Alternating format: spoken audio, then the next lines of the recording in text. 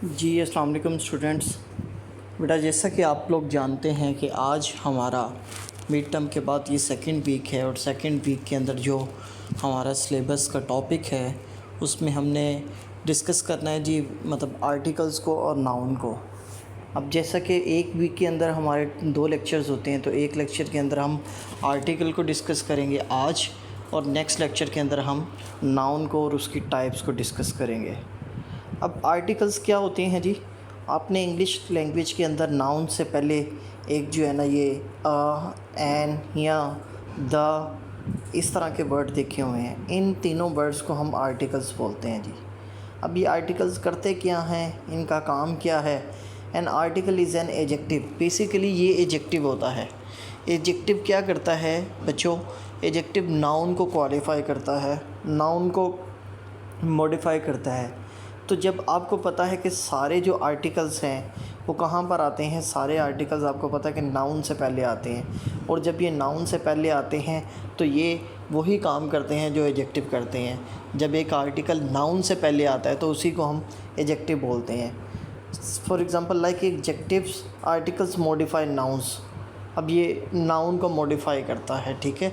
कोई भी जो एडजेक्टिव है जैसे एन एप्पल है तो ये एप्पल से पहले जो है ना एन आ रहा है, ठीक है। तो ये सारे जो है ना आर्टिकल्स कहलाते हैं।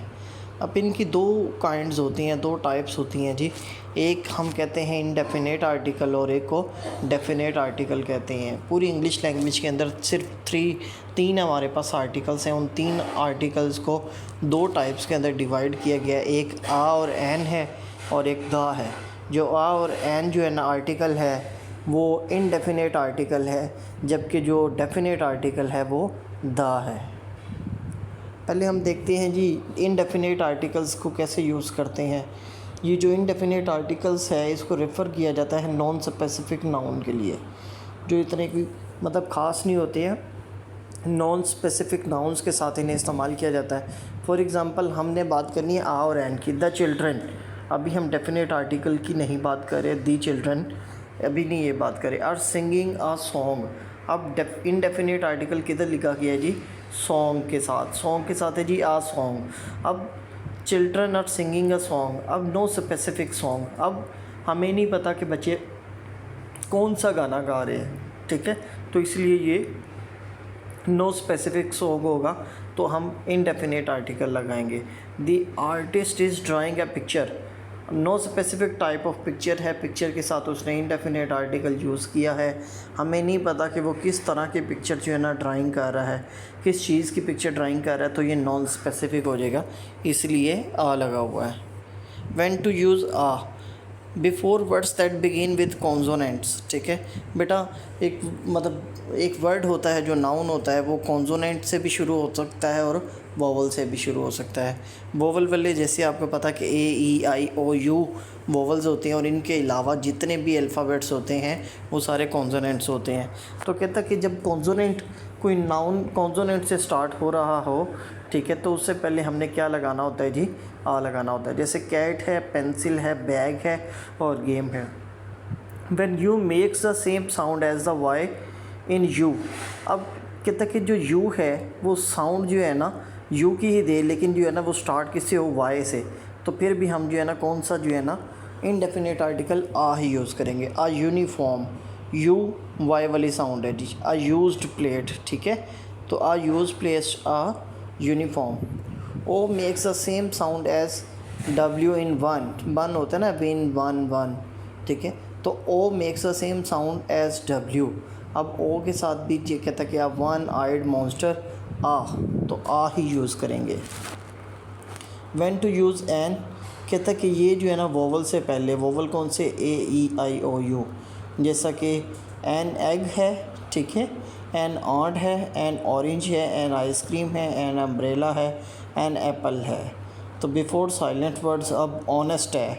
ऑनेस्ट में इस साइलेंट होता है, ऑनरेबल पर्सन में भी जो है ना इस साइलेंट होता है, तो एन का इस्तेमाल करेंगे।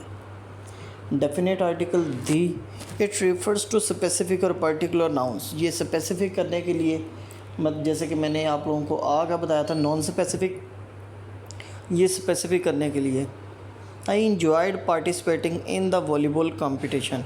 अब कौन सा कंपटीशन है जी? वॉलीबॉल का है। It refers to a specific competition played. ठीक है, तो ये स्पेसिफिक कंपटीशन खेला गया है जी, इसलिए उसे दी वॉलीबॉल कहा गया। I enjoyed watching the puppet show. It refer to specific show watched. ठीक है, एक ख़ास जो है ना शो के तक जो है ना देखा गया, दी पपेट शो उसको बोला गया। अब कहाँ कहाँ पर दी आर्टिकल यूज़ किया जाता है? कहता है कि दुनिया के सारे समुद्रों के नाम के साथ, दरियाओं के नाम के साथ, जैसे द रिवर रावी होता है, ठीक है, द रेड सी है।